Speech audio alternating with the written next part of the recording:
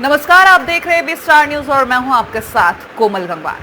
Corona मरीजों की संख्या भारत में 26,000 के पार पहुंच चुकी है और अगर मौतों की बात की जाए तो 800 से ऊपर मौतें भी हो चुकी है। लेकिन इसके इलाज के बारे में अगर बात की जाए तो भारत में तमाम कोशिशें की जा रही हैं कि कोरोना वायरस से निजात पाने की वैक्सीन बनाई जाए या फिर कोई तो ऐसा इलाज मिले जिससे कोरोना से हम ये जंग जीत पाएं। जहां कोरोना को लेकर तमाम तरीके की बातें सामने आ रही हैं। कभी हाइड्रोक्सीक्लोरोक्विन का नाम आता है, कभी बीसीजी का नाम आता है, कभी पैरासीटामोल का नाम आता है और अब प्लाज्मा थेरेपी का नाम सामने आया। जी हाँ, प्लाज्मा थेरेपी, जिससे जो कोरोना मरीज पहले संक्रमित हुए थे और फिर ठीक होकर जो अपने घर जाएंगे, उनका प्लाज्मा लेकर जो कोरोना संक्रमित मरीज हैं उनकी बॉडी में इंजेक्ट करना प्लाज्मा थेरेपी कहलाता है। आपको बता दें, हमारे ब्लड में 55% प्लाज्मा होता है, जिसको दूसरी बॉडी में जब इंजेक्ट किया जाता है, जो कोरोना संक्रमित बॉडी होती है उसमें जो प्रतिरोधक क्षमता होती है वो बढ़ जाती है, क्योंकि पहले वाला जो मरीज होता है, वो जो ठीक हुआ होता है, उसकी प्लाज्मा में इतना ज़्यादा मजबूती होती है, वो दूसरे कोरोना संक्रमित मरीज को मजबूती देता है। तो इसी पर बातचीत करने के लिए हमारे साथ इस वक्त न्यूज़ रूम में राजेश हैं। राजेश से जानेंगे कि प्लाज्मा थेरेपी को किस तरीके से आगे बढ़ाया जा रहा है, हमारे देश में क्या उसकी उपयोगिता है और किस तरीके से सरकार उस पर काम कर रही है। जी राजेश। देखिए, प्लाज्मा थेरेपी का सबसे पहला जो प्रयोग दिल्ली में किया गया, मुख्यमंत्री अरविंद केजरीवाल ने इसको लागू किया गया। और ऐसा नहीं है कि ये पहली बार प्लाज्मा थेरेपी का इस्तेमाल किसी महामारी को के खात्मे के रूप में किया जा रहा है या उससे निजात पाने के लिए प्लाज्मा थेरेपी का इस्तेमाल किया जा रहा है। इससे पहले भी लगातार इबोला ले लीजिए, पोलियो ले लीजिए और जो भी तमाम तरह के जो महामारियां इससे पहले पैदा हुई थी, उनका खात्मा करने के लिए प्लाज्मा थेरेपी का इस्तेमाल किया गया था। तो उसी तर्ज पर जो मुख्यमंत्री अरविंद केजरीवाल है, उन्होंने प्लाज्मा थेरेपी का रास्ता अख्तियार किया है, उसका सहारा लिया है। और अच्छी बात यह है कि जिस तरह से पहले पैरासीटामोल या जो भी आपने कहा तमाम तरह के उपाय सोचे जा रहे थे और ये कोशिश की जा रही थी कि किसी न किसी तरह से कोरोना को काबू में लाया जा सके, तो उसी को काबू में लाने के लिए अब प्लाज्मा थेरेपी का इस्तेमाल किया जा रहा है। और अच्छी बात यह है कि प्लाज्मा थेरेपी का इस्तेमाल करने के बाद जो मरीजों की जो हालात है उसमें सुधार आया है। जी।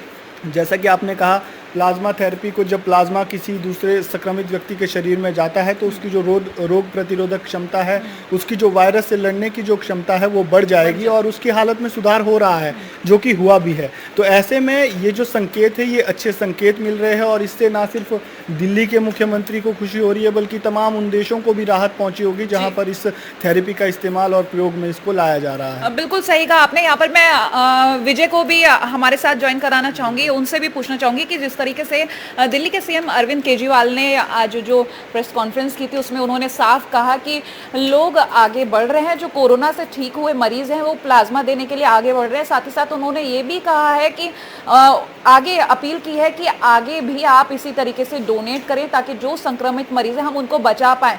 तो प्लाज्मा थेरेपी को क्या हम इस तरीके से मजबूती देते हुए कह सकते हैं कि प्लाज्मा थेरेपी ही वही इलाज है जिससे भारत को कोरोना से मुक्ति दिलाई जा सके? देखिए, ये कहना तो अभी जल्दबाजी होगी कि प्लाज्मा थेरेपी से हम जंग जीत सकते हैं कोरोना से, क्योंकि ये प्लाज्मा थेरेपी अभी से नहीं आई है। ये काफ़ी दशकों से इसका इस्तेमाल होता आ रहा है। जैसे कि 2002 में सार्स के खिलाफ इसको कोरोना थेरेपी को यूज़ किया गया था, 2009 में हमें H1N1 इन्फेक्शन के खिलाफ, और फिर उसके बाद 2014 में इबोला, 2015 में मर्स। तो इस तरीके से तमाम मतलब कि इसको यूज़ किया गया है कोरोना थेरेपी। अब देखिए, सीएम केजरीवाल ने अपील की है, उनको अपील करने के लिए इस वजह से आना पड़ा आगे क्योंकि लोग कतरा रहे हैं, प्लाज्मा देने से कतरा रहे हैं। उनको खतरा है कि कहीं हम फिर दोबारा से संक्रमित ना हो जाएं, हमारे शरीर पर इसका असर ना दिखे, तो उनको कई तरीके के डर हैं। लेकिन उनको मैं भी यहाँ बताना चाहूँगा कि इससे किसी भी तरीके का कोई भी नुकसान नहीं है शरीर में, ना ही कमजोरी आएगी, खून की कमी होगी।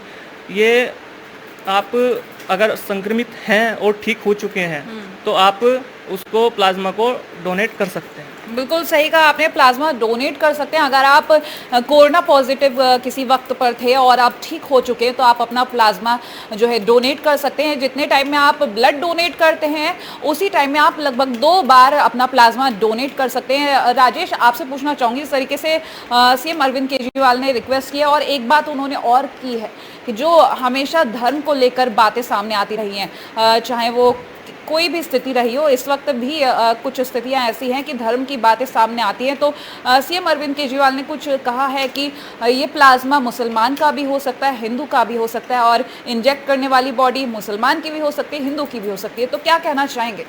देखिए, आपकी इस जो क्रांति वीर एक फिल्म आई थी पहले, उसमें भी ये कहा गया था कि ये हिंदू का खून है, ये मुसलमान का खून है। अगर आप इसमें पहचान सकते हो कि कौन हिंदू का खून है और कौन मुसलमान का खून है तो वो एक बहुत बड़ी बात होगी। जब ऊपर वाले ने, जब भगवान ने इस चीज़ में कोई भी मिलावट नहीं की है, किसी तरह का कोई भेदभाव नहीं रखा है, तो हम जो छोटी मानसिकता है या जो गलत प्रचार हमारे दुनिया में फैलाया गया है एक धर्म को लेकर दूसरे धर्म के प्रति जो रोष मन में पैदा है, तो उसी को मद्देनज़र रखते हुए, क्योंकि जो भारत है वो धार्मिक देश है, वो एक धर्मनिरपेक्ष देश है, तो यहाँ पर तमाम धर्मों के लोग रहते हैं। तो ऐसे में मुख्यमंत्री अरविंद केजरीवाल ने आज साफ तौर से उन लोगों से अपील की है जो कि धर्म को बहुत ही ज़्यादा महत्व देते हैं, धार्मिक आस्था जिनके प्रति ज़्यादा है। तो ऐसे में उन लोगों से अपील की है कि जो प्लाज्मा है उसको डोनेट करने के लिए आप लोग जितना हो सके आगे आएँ और जितना हो सके लोगों को जागरूक करें इसके प्रति। ऐसे में इस समय धार्मिक जो भेदभाव है उसको छोड़कर, धार्मिक द्वेष को भुलाकर आपस में सौहार्द और प्रेम का भाईचारा बनाए रखें। और ये ज़रूरी नहीं है कि जिस तरह से जब एक सीरियस पेशेंट होता है उस समय जब ब्लड डोनेशन की ज़रूरत होती है तो उस समय भी ये नहीं देखा जाता है कि कौन किसका ब्लड हमारे में इंजेक्ट किया जा रहा है, क्या है। तो उसी तरह से जो सीएम केजरीवाल है, मुख्यमंत्री अरविंद केजरीवाल ने भी लोगों से अपील की है कि जब भी प्लाज्मा डोनेट होगा तो आप उसके लिए तैयार रहिए कि वो किसी का भी हो सकता है। ऐसे में उसके प्रति वो सम्मान, वो दोस्ती, वो भाईचारा बना रहे, कोई भी गलत, क्योंकि अफवाहों का बाज़ार हमेशा से इस समय गर्म रहता है। तो ऐसे में अफवाहों से बचें और जितना ज़्यादा हो सके आप इसमें आगे आए, बढ़ चढ़ कर प्लाज्मा डोनेट करें और कोरोना रूपी महामारी को दूर भगाने में अपना योगदान दें, जो कि सब लोग कर रहे हैं। और आशा करते हैं कि इस अपील का असर ज़्यादा से ज़्यादा लोगों तक इन लार्ज केसेस में देखने को मिलेगा। कोमल जी बिल्कुल ठीक कहा आपने, क्योंकि जिस तरीके से 4 ट्रायल किए गए थे प्लाज्मा थेरेपी को लेकर, वो सफल साबित हुए हैं और अब तक 9 लोगों ने अपना अपना प्लाज्मा भी डोनेट किया है। तो कहीं ना कहीं लोग जागरूक तो हो रहे हैं। तो विजय, जिस तरीके से लोग जागरूक हो रहे हैं, क्या लगता है आपको, क्या ये वही इलाज है जिसकी तलाश भारत को थी? क्या आगे प्लाज्मा थेरेपी से ही कोरोना संक्रमित मरीज ठीक होंगे, या फिर अन्य देश जिस तरीके से प्रयास कर रहे हैं वैक्सीन का, वो भी कारगर साबित हो सकते हैं? देखिए कोमल, अन्य देश भी अभी फिलहाल कोरोना थेरेपी को ही इस्तेमाल कर रहे हैं। चीन में भी जो पहला मामला आया था उसमें भी कोरोना थेरेपी, जी प्लाज्मा थेरेपी, ये प्लाज्मा थेरेपी यूज की गई थी। और अमेरिका में और भी कई देशों में इसको इस्तेमाल किया जा रहा है, लेकिन अपने देश में यहाँ ये कारगर साबित होगी, ये लगता है, ये उम्मीद है। जी चलिए विजय, आपसे तो बात करके जो हमें लगा कि जो प्लाज्मा थेरेपी है आगे कारगर साबित होगी, लेकिन राजेश, आपसे जानना चाहेंगे कि अभी जो खबरें सामने आई हैं, 5 देश वैक्सीन के लिए ट्रायल ले रहे हैं, दूसरे चरण में पहुंच भी चुके हैं, तो क्या लगता है वो प्लाज्मा थेरेपी पे भी काम कर रहे हैं या फिर अलग वैक्सीन पे ही कार्य कर रहे हैं? नहीं, वो कोमल, जैसा कि हमने दिन को भी बात की थी, जो हमारा न्यूज़ रूम लाइव हुआ था इससे पहले, उसमें भी हमने लगातार इस जो कोरोना वैक्सीन को लेकर ब्रिटेन में जो काम चल रहा है उसको लेकर जो पूरी जो चर्चा हुई थी, उसमें वो एक वैक्सीन वो अलग कोरोना के लिए, कोरोना वायरस के खात्मे के लिए बनाई जा रही है। जैसे हर किसी का टीका होता है, पोलियो का टीका होता है, उसी तरीके से वो वैक्सीन जो इजाद की जा रही है वो कोरोना के लिए इजाद की जा रही है। जो प्लाज्मा थेरेपी है वो कुछ अलग कॉन्सेप्ट है। उसको जो लगातार इससे पहले भी, जैसे विजय ने भी बताया कि लगातार इससे पहले भी उसका इस्तेमाल होता रहा है, चाहे वो इबोला हो, चाहे वो मर्स हो, चाहे वो H1N1 हो, उससे भी निजात पाने के लिए जो है प्लाज्मा थेरेपी का इस्तेमाल किया गया है। तो कोरोना वैक्सीन और प्लाज्मा थेरेपी दोनों अलग अलग कैटेगरी में आते हैं, दोनों अलग अलग चीज़ें हैं। लेकिन हाँ, दोनों का मकसद एक है कि कोरोना वायरस का खात्मा हो और किसी ना किसी तरह से कोरोना वायरस को काबू में लाया जा सके, क्योंकि कोरोना वायरस अभी तक काबू में नहीं आया है। उसका सबसे बड़ा उदाहरण यही है कि उसका अब तक ना तो कोई उसकी वैक्सीन बन पाई है, ना ही उसकी कोई ऐसी दवाई बन पाई है जिससे कि उससे निजात मिल सके या मरीजों को ठीक किया जा सके। अब प्लाज्मा थेरेपी के रूप में उम्मीद की एक नई किरण जगी है, उम्मीद की एक नया सूरज हमें देखने को मिल रहा है। तो आशा यही करेंगे कि ये सूरज दुनिया में फैले अंधकार को दूर करे और ज़्यादा से ज़्यादा लोगों को ठीक करे। सीएम अरविंद केजरीवाल ने आज प्रेस कॉन्फ्रेंस की, उसमें भी उन्होंने ये कहा था कि जो कल जिसके ऊपर प्लाज्मा थेरेपी का इस्तेमाल जिसके ऊपर किया गया था, तो आज उसकी हालत में सुधार है, जिसे देखकर हमारा हौसला बढ़ा है और मैं उम्मीद करता हूं कि आने वाले दिनों में इससे और अच्छे परिणाम सामने आएंगे। तो हम सब लोग यही उम्मीद करते हैं कि प्लाज्मा थेरेपी से बहुत अच्छे परिणाम हमें देखने को मिलेंगे और कहीं ना कहीं जो कोरोना वायरस की चपेट में पूरी दुनिया जकड़ी हुई है, उससे कहीं ना कहीं बाहर आ सकते हैं हम। बिल्कुल सही कहा आपने। अब बात कर लेते हैं लॉकडाउन की अवधि पर, क्योंकि लॉकडाउन 2 देश में जारी है और जिस तरीके से लॉकडाउन को बढ़ा दिया गया है, क्या लगता है विजय आपको, जिस तरीके से लॉकडाउन 2 को जारी किया गया था, जब तक अब जो वैक्सीन है या फिर जो हमारे देश में ट्रायल चल रहे हैं इनके रिजल्ट सामने नहीं आएंगे, तब तक क्या लॉकडाउन को बढ़ाया जा सकता है? क्या लगता है आपको? देखिए, जिस तरीके से देश में मामले आ रहे हैं, इसे देख कर तो लगता है कि लॉकडाउन को बढ़ाया जा सकता है, क्योंकि जैसे महाराष्ट्र में, दिल्ली में, यूपी में लगातार मामले सामने आ रहे हैं, मौतों का आंकड़ा बढ़ रहा है। तो अगर हमने अभी एकदम से लॉकडाउन खोल दिया तो भीड़ की संख्या में लोग जुटेंगे और लगता है कि इसको बढ़ावा मिलेगा। बिल्कुल। आप क्या कहना चाहेंगे इस पर? देखिए, बिल्कुल लॉकडाउन को खोलना तो अभी बिल्कुल भी कोई रास्ता हमें नहीं नज़र आता है। तो लेकिन यहाँ पर ये ज़रूरी है कि लॉकडाउन का जितना हो सके पालन करें, जितना हो सके सोशल डिस्टेंसिंग को अपनाएं और जितना हो सके घरों में रहे। सरकार अपनी तरफ से कोशिश कर रही है, लेकिन उस बीच हमें कुछ ऐसी तस्वीरें देखने को मिलती है जिससे जो स्थिति जो कंट्रोल में होती है वो एकदम से उसका जो भयावह रूप हमें देखने को मिलता है। जैसे कि हाल ही में स्वास्थ्य कर्मियों पर हुआ हमला हो या जो मॉब लिंचिंग की घटना हमें पालघर में देखने को मिली, तो इस तरह की घटनाओं को रोकना बहुत ज़रूरी है, क्योंकि जितना आप घरों में रहोगे और जितना आप कोरोना योद्धाओं का, आपने कई तस्वीरें आपने भी देखी होगी कि सोशल मीडिया पर आजकल तस्वीरें वायरल हो रही है कि पुलिस महकमा जो है, पुलिस विभाग की जो एक माफ़ कीजिएगा, लेकिन हाँ, जो इमेज हमारे जहन में पैदा हुई है कि एक बहुत ही बुरी तरीके से इमेज बनाई गई है। लेकिन आजकल जो तस्वीरें सामने आ रही है, जो मानवीय चेहरा पुलिस का देखने को मिल रहा है, उसने बहुत कुछ हमें सिखाया है कि बुरे वक्त में जो साथ दे वही सबसे बड़ा योद्धा है। इसीलिए प्रधानमंत्री मोदी ने उन्हें कोरोना योद्धा के रूप में जो उनको टैग दिया है, तो बहुत ही अच्छा। तो जिस तरह से वो लोग हमारी सेवा कर रहे हैं, हमारी सुरक्षा में रहकर अपने घर परिवार को छोड़कर दिन रात 24 घंटे हमारी सेवा में तत्पर है, तो हमारा भी ये दायित्व बनता है कि अगर कोई स्वास्थ्यकर्मी या पुलिसकर्मी हमारे इलाके में आता है या हमारे आसपास आता है, तो हमें उनकी मदद करनी चाहिए, ना कि उन पर पथराव करें या उनका विरोध करें, क्योंकि वो अपनी जान जोखिम में डालकर आप लोगों की जान बचाने के लिए वहाँ पर आ रहे हैं। तो ऐसे में उनका सहयोग करना, उनका सम्मान करना, उनका साथ देना, ये बहुत ज़रूरी है।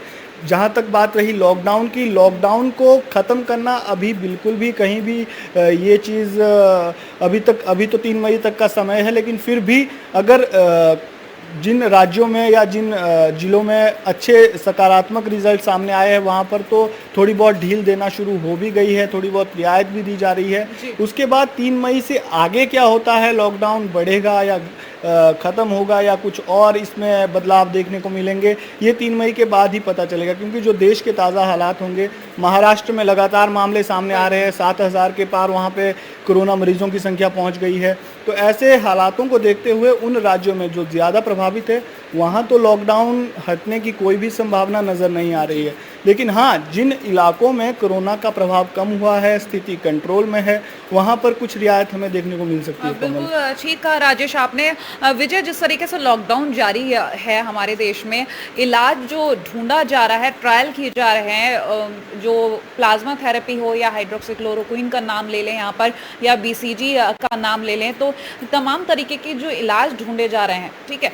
तो यहाँ पर लॉकडाउन के समय में क्या ऐसी उम्मीद कर सकते हैं कि लॉकडाउन तब तक ये जारी रख सकते हैं जब तक पूरी तरह से ये वैक्सीन या इलाज बनकर तैयार नहीं हो जाता? क्योंकि यहाँ पर 2 चीज़ें कंपलसरी नज़र आ रही हैं, एक तो लॉकडाउन और दूसरा ये वैक्सीन बनाने का जो तरीका है ये भी जारी रहे, तो दोनों चीज़ें एक दूसरे पर डिपेंड करती हैं, क्योंकि लॉकडाउन जब तक जारी रहेगा तब तक लोग घरों में रहेंगे और तभी तक का समय है कि जो इलाज तैयार किया जा रहा है वो बन पाए। तो आप क्या कहना चाहेंगे इसको? देखिए कोमल, यहाँ ये समझना होगा हमें कि जब तक इसका इलाज या फिर इसकी दवाई वैक्सीन हमें नहीं मिल जाती तो तब तक हमें इससे बच के रहना होगा, घर पर रहना होगा, सोशल डिस्टेंसिंग का पालन करना होगा और मतलब सब वो नियम लॉकडाउन के मानने पड़ेंगे हमें जो सरकार ने हमें बताए हैं, क्योंकि लॉकडाउन एकदम से ओपन होना बिल्कुल सही नहीं है फ़िलहाल के टाइम में। फिलहाल के टाइम पे जी, एक तरीके से लॉकडाउन और ये जो इलाज है एक दूसरे के पूरक हैं, क्योंकि अगर लॉकडाउन रहेगा तभी लोग घरों में रहेंगे, तभी संख्या कहीं ना कहीं हम नियंत्रित कर सकते हैं। क्योंकि राजेश, जिस तरीके से जो आंकड़े आ रहे हैं, पहले 3 दिन में डबल होते थे, लॉकडाउन की वजह से धीरे धीरे दिन बढ़ते गए और आंकड़े कम होते गए। आज का समय वो है कि 10 दिन में ये आंकड़े डबल हो रहे हैं, तो कहीं ना कहीं लॉकडाउन का काफ़ी ज़्यादा असर पड़ा है और ये लॉकडाउन ज़रूरी भी है। तब तक जब तक इलाज ना मिल पाए तब तक तो लॉकडाउन ज़रूरी है। देखिए, जो लॉकडाउन के बाद जो आंकड़े सामने आए हैं उनका सबसे बड़ा कारण ये है कि लॉकडाउन के बाद जो टेस्ट जो यहाँ पर हुए हैं, रैपिड टेस्टिंग किट मंगाई गई, ज़्यादा से ज़्यादा लोगों के टेस्ट करवाए गए, तो जितने ज़्यादा टेस्ट हुए उतना ज़्यादा हमें पता चल पाया कि कौन से लोग कोरोना से संक्रमित है या किनकी रिपोर्ट नेगेटिव आई है। तो ऐसे ही जैसे बाकी देशों में हम देख रहे थे कि बहुत ज़्यादा मामले सामने आ रहे थे, भारत में स्थिति काफ़ी हद तक कंट्रोल थी, लेकिन जैसे जैसे इलाज आगे बढ़ता गया, रैपिड टेस्टिंग किट आई, तो एकदम से हमारे सामने मामले आने लग गए और एकदम से हमें लगने लग गया कि लॉकडाउन लगाया गया है लेकिन उसके बावजूद भी मामले सामने आ रहे हैं। वो इस वजह से आ रहे हैं क्योंकि अब जो है रैपिड टेस्टिंग किट से हर एक व्यक्ति का जो टेस्ट ज़्यादा से ज़्यादा जो प्रभावित इलाके है वहाँ पर टेस्ट किया जा रहा है, जिससे हमें ज़्यादा से ज़्यादा लोगों के बारे में पता चल पा रहा है। तो वहाँ पर पता चलने से लोगों की संख्या बढ़ रही है, लेकिन हाँ फिर भी स्थिति थोड़ी बहुत कंट्रोल में है। लेकिन ऐसे मौके पर अब लोगों को भी ये समझना होगा, अब यहाँ पर ये कहना भी बहुत जल्दबाजी होगी कि आप लॉकडाउन खोल दीजिए, हम इसका पूर्णतः पालन करेंगे, नहीं। आप देखेंगे कि जो गरीब तबका है, कुछ मजबूरियां भी सामने आ रही है, कुछ लोग रोजी रोटी के चलते भी बाहर आ रहे हैं, क्योंकि सरकार ने गरीब लोग जो है उन्हें राशन वितरण कर रहे हैं, फ्री में कर रहे हैं, तो उसके लिए भी उन्हें जो राशन की दुकान तक आना पड़ेगा। होम डिलीवरी उसकी नहीं है कुछ इलाकों में, कई जगह प्रशासन जो है घर तक आपको सामान मुहैया करवा रहा है, लेकिन ऐसी कुछ चीज़ें हैं जिसका पालन करना भी बेहद ज़रूरी है और जो कहीं ना कहीं लॉकडाउन को खोलने के लिए भी हमें परमिशन नहीं दे रही है। क्योंकि जो तस्वीरें सामने आ रही है, दिल्ली में आप देख लीजिए या देश के किसी अन्य राज्य में देख लीजिए, लोगों का जो जमावड़ा जो लग जाता है किसी एक जगह पर, वहाँ पर प्रशासन के पास कोई समाधान ही नहीं है कि उन लोगों की भीड़ को वहां जुटाने से कैसे रोका जाए, बावजूद इसके कि देश में अभी भी लॉकडाउन जारी है। तो ये सोचना भी काफ़ी बहुत ही भयावह है कि अगर लॉकडाउन को खोला जाएगा तो जो विस्फोट जिसकी बात हम दिन को कर रहे थे, इससे पहले वाले न्यूज़ रूम लाइव में कर रहे थे, तो वो जो विस्फोट हमें देखने को मिलेगा वो विस्फोट बहुत ही भयानक होगा। और जो स्थिति अब तक कंट्रोल में आई है, जैसे विजय ने भी कहा कि जब तक इस वायरस की वैक्सीन या प्लाज्मा थेरेपी का कुछ ऐसा कारगर तरीका सामने नहीं आता कि कोरोना जो मरीज है उनको ठीक किया जाए या उस पर अंकुश लगाया जाए, तब तक लॉकडाउन को किसी भी हद तक खोलना कोई भी सही नहीं है। बिल्कुल सही कहा आपने। जैसे कि अभी सिर्फ ट्रायल दिल्ली में हुआ है, तो दिल्ली में सिर्फ 4 पेशेंट्स ठीक किए गए, जो खबरें सामने आई हैं। तो जब तक ये पूरे देश में इस थेरेपी से इलाज नहीं जारी हो जाता, जब तक पूरे देश में हर राज्य में इस तरीके से ये इलाज करना शुरू नहीं कर दिया जाता है, इस थेरेपी का रिजल्ट नहीं आ जाता, तब तक लॉकडाउन जारी रखना ज़रूरी है। विजय, क्या लगता है आपको, इस पर क्या कहना चाहेंगे आप? देखिए, लॉकडाउन तो फिलहाल एक सही तरीका है लोगों को घर पर रखने का, क्योंकि अगर एकदम से सरकार ने लॉकडाउन को खोल दिया तो मुझे नहीं लगता है कि भीड़ कंट्रोल होगी। कल ही मैं देख रहा था कि तमिलनाडु में 5 जिलों में लोग घर से बाहर निकल गए और मतलब सब्जी लेने के लिए बाज़ारों में उनकी भीड़ देखने को मिली, जिसके बाद सरकार ने 5 जिलों को सील करने का आदेश दिया। और बिहार से भी कुछ ऐसी तस्वीरें सामने आ रही है कोमल, जहां पर लोग लोगों की जो भीड़ है वहाँ पर राशन लेने के लिए लोगों का बहुत ही बड़ा जमावड़ा देखने को मिला। वहाँ पर अगर जो स्थानीय लोग हैं उनसे जब बात की गई तो उनसे पूछा गया कि आप लोग यहाँ पर सोशल डिस्टेंसिंग का पालन क्यों नहीं कर रहे, क्योंकि वो जो तस्वीर थी वो एक के साथ एक सटे हुए लोग थे। जैसे हमें अस्पतालों में भीड़ देखने को मिलती थी इससे पहले, उस तरह की भीड़ वहाँ हमें देखने को मिली। तो लोगों से जब पूछा गया तो उन्होंने ये कहा कि हम जाएं तो जाएं कहाँ, अगर हम घर में रहते हैं तो हमें राशन नहीं मिलेगा, अगर हम बाज़ार आते हैं तो हमें भीड़ यहाँ देखनी मिलेगी, तो अगर हम भूखे रहेंगे तो भी मर रहे हैं, बाहर निकलेंगे तो भी मर रहे हैं, तो हम करें क्या। तो ऐसे में प्रशासन को भी यहाँ पर ध्यान देना होगा, राज्य सरकारों को भी यहाँ पर ध्यान देना होगा कि अगर जो योजनाएं या जो रियायतें आम जनता या गरीब लोगों को दी जा रही है उनको वो ज़मीनी स्तर पर जिस तरीके से लागू किया जाए। सिक्किम का या कुछ ऐसे अन्य राज्य है जहाँ से कुछ अच्छी तस्वीरें भी सामने आई, वहाँ पर जो पुलिस प्रशासन था उन्होंने बहुत ही अच्छे ढंग से, बहुत ही व्यवस्थित ढंग से लोगों को राशन वितरित किया। तो उन राज्यों से हमें उदाहरण लेकर कुछ उन राज्यों में अपनाना चाहिए जहाँ पर इस तरह की समस्याएं हैं। अगर आपने किसी को फ्री में राशन दिया है या किसी को सुविधाएं दी है तो उसको लागू करना भी उतना ही ज़्यादा महत्वपूर्ण है जितना कि उन चीज़ों का ऐलान करना या उन योजनाओं को ऐलान करना।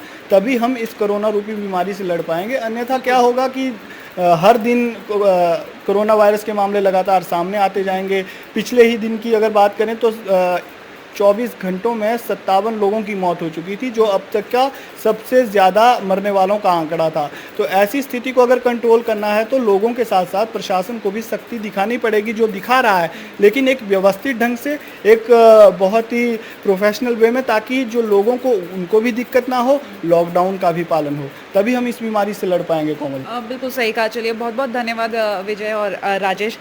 जिस तरीके से हमने बात की प्लाज्मा थेरेपी पे और लॉकडाउन को लेकर, क्योंकि दोनों ही एक दूसरे के पूरक बनते नज़र आ रहे हैं। जब तक लॉकडाउन रहेगा, लोग अपने घरों में रहेंगे, तब तक कोरोना की जो चेन है बढ़ने से रोका जा सकता है। लेकिन अगर लॉकडाउन को खोल दिया जाएगा तो लोग बाहर निकलेंगे और कोरोना तेज़ी से बढ़ता हुआ नज़र आएगा। लेकिन जो प्लाज्मा थेरेपी पे काम किया जा रहा है, इस पर ट्रायल लिया जा रहा है, साफ नज़र आता है। जो दिल्ली में रिजल्ट्स आए हैं, 4 मरीज़ ठीक हुए, उसके बाद सीएम अरविंद केजरीवाल का अपील करना कि जिस भी तरीके से कोरोना संक्रमित मरीज जो ठीक होते जा रहे हैं वो प्लाज्मा डोनेट करने आगे बढ़े। अब तक आपको बता दें कि खबरों के अनुसार 9 लोगों ने अपना अपना प्लाज्मा डोनेट भी किया है। जिस तरीके से प्लाज्मा डोनेट करके इन लोगों ने अपनी अपनी जागरूकता दिखाई है, साथ ही साथ एक संदेश भी दिया है कि देश में लोग एकजुट हैं और अभी भी हम जंग एक साथ ही लड़ रहे हैं कोरोना से। तो इस वक्त ज़रूरी है कि ये जो प्लाज्मा थेरेपी पे काम किया जा रहा है, हम लोग भी उसके लिए जागरूक हों, क्योंकि जितने भी कोरोना संक्रमित मरीज़ हैं वो जितने भी ठीक होते जा रहे हैं, उनको ये बात सोचनी चाहिए कि उनका प्लाज्मा डोनेट करना दूसरे मरीज़ों के लिए कितना सहायता दे सकता है। क्योंकि इस वक्त अगर कोरोना संक्रमित मरीज़ ठीक हो जाता है तो उसी का सिर्फ प्लाज्मा जो संक्रमित मरीज़ है उसके बॉडी में इंजेक्ट करके उसको ठीक किया जा सकता है। क्योंकि जो ठीक हुआ व्यक्ति है उसके प्लाज्मा में इतनी मजबूती होती है, इतनी ताकत होती है कि वो दूसरे की जो संक्रमित बॉडी है उसको ठीक करने में मदद करता है। एक बार फिर से आपको बता दें कि प्लाज्मा थेरेपी क्या होती है। हमारे ब्लड में जो 55% तरल पदार्थ होता है वो प्लाज्मा होता है। वो जब किसी कोरोना संक्रमित मरीज़ को ठीक कर दिया जाता है तो उस व्यक्ति से वो प्लाज्मा लेकर किसी संक्रमित व्यक्ति की बॉडी में जब इंजेक्ट किया जाता है तब उसकी बॉडी में जो प्रतिरोधक क्षमता होती है वो बढ़ जाती है और कोरोना से लड़ने की जो क्षमता होती है जब बढ़ती है तो वो व्यक्ति जल्द ही रिकवर करता है।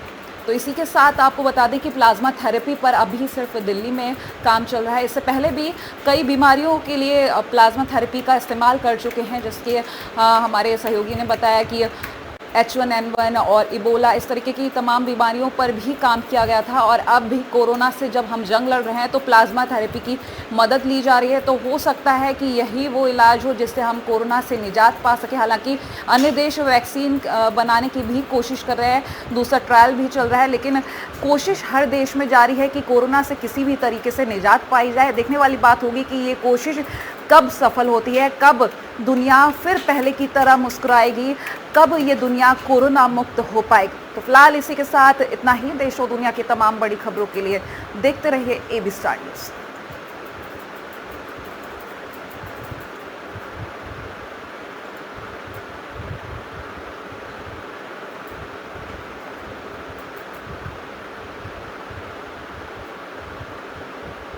पर। टेक्नोलॉजी में किसकी रफ्तार के धुएं में है बात,